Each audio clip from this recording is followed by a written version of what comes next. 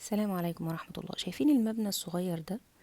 المبنى الصغير ده في الحرم المكي الشريف. مبنى صغير كده من الجهة الشرقية للحرم، مكتوب عليه مكتبة مكة المكرمة. اهو مبنى لوحده كده، محدش بيجي الناحية دي تقريبا كتير. من الجهة الخلفية للحرم، المكان ده هو اللي اتولد فيه سيدنا النبي صلى الله عليه وسلم. مكان بعيد كده، محدش يعرف عنه قوي اي حاجة يعني. وهو من الجهة الخلفية من ناحية توسعة الملك عبد الله. ادي التوسعة اهي، توسعة الملك عبد الله خلف الحرم مش من الأمام.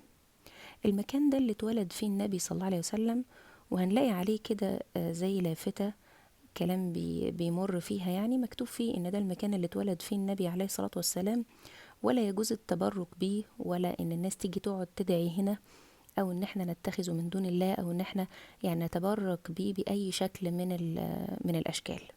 لكن للمعرفة فقط، ده المكان اللي اتولد فيه سيدنا النبي